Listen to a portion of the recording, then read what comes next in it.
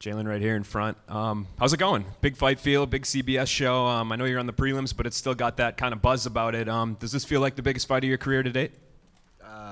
No, the biggest fight will be when I fight for the belt, but it's another fight, and I'm just channeled in, dialed in, ready to go, ready to rock. I'm tired of thinking about Jornel.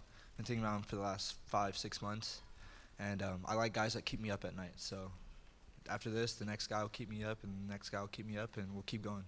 And you guys were booked to fight back in November, I believe, and obviously that fight fell through. What happened there? Was it an injury or just something came up? Just pre-existing injury, and it happens. I really blame the doctor, though. I mean, I've fought plenty of times since then, so it is what it is. Gotcha. So it was just something like you couldn't get medically cleared? Is that what? Yeah, exactly. Gotcha. Well, I was medically cleared by one doctor. The doctor didn't want to medically clear me, so I think it was more the doctor's, however you want to say that, doctor's problem. Gotcha. Well, you said Jornel keeps you up at night, so I'm assuming you were happy that Bellator kind of preserved this matchup. Why do you like it so much? I don't know. Bellator wants me to fight him. I'm going to fight him. So at the end of this, I'm going to keep going, keep fighting, keep winning. It doesn't really matter who I fight. I just love to fight. And I love guys. All my opponents keep me up at night ever since I started fighting. So it doesn't matter if it's Jornel or Stotts or Pettis. It doesn't matter. They're all going to keep me up at night. And that's it. It is what it is. It seemed like for a while Bellator was kind of taking the long road with some prospects. They would really build you guys up, and then you would take that step up. But now it seems like they're kind of pairing some of you guys off, right? He's got a little bit of hype. You do as well. Do you like that as a fighter, to be able to compete against another guy that's kind of on the come up like that? Absolutely. I believe after this we're going to do, after I win, it'll be a Bates versus Lugo 2 down the road. Great. Thanks, man. Thank you. Right here. So coming out of Long Beach, are you still training with AJ, Antonio McKee? Yes, sir. AJ, Joey Davis, Slice, Antonio himself. He's still in the gym whooping our asses. Excuse my language. So how does it feel to have a strong team behind you like that? Man, it's God sent. That's it. It's God sent. So, this is a hometown fight for you right here, coming out of Long Beach, fight in Los Angeles. Are you going to have your family there? How are you feeling about the hometown crowd? Yeah, I got like 50 people showing up, maybe more, because I'm not looking online, but myself, I got about 50 people showing up, so that's cool. A lot of my family's from like Inglewood, stuff like that, and yeah, I can't wait. So what do you see happening this year as far as your career? Whatever Bellator wants to happen. I'm going to just keep winning, and this time I'm going to do it in dominant fashion. My last 2 fights I was unfocused, and that's my fault, and I've been focused. I've been really focused, so we'll see the results. So if you had to describe your mind state going into the fight with one word, what would that word be? Execute.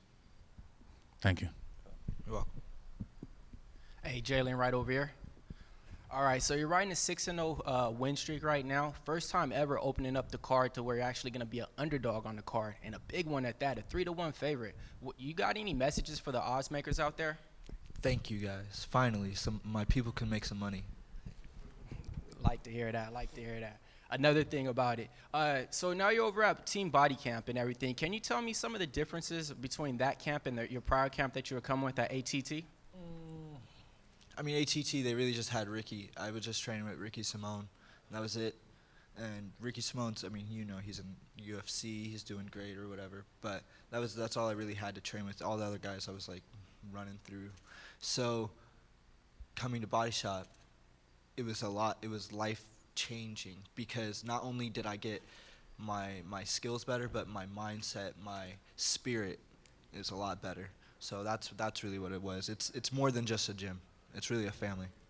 And for the people out there, a lot of fighters probably haven't been able to see you fight in person because a lot of times you were fighting during this COVID era. Now you're going to be fighting with a big crowd in your hometown. How does this compare to some of those big high school fights that you used to have with the big crowd too? I love it, especially when the odds are stacked against me. I don't mind being the underdog. Put me as the underdog every fight. I will come out on top, and I guarantee you that. What's up, Jaylon?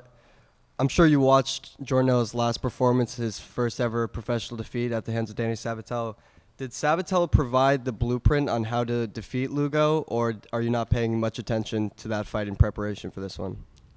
Yeah, I definitely think he showed some things that Lugo lacked, but I don't think it was a blueprint because he didn't finish him. I'm coming to finish him, and when I finish him, that'll be the blueprint. Understood. And I'm sure you saw you're fighting in front of a bunch of legends, Chuck Liddell, Randy Couture, a bunch of other guys. Does that provide a little bit of added excitement to the mix?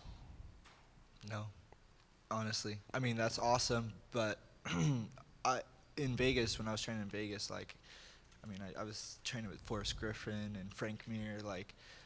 Legends are cool, but at the end of the day, one thing I realized too is they're still people, and that's awesome, but just like with everyone, we're all humans still. Mm-hmm. So that's cool, but the pressure doesn't add up. It's not like, yeah. Thank you, man.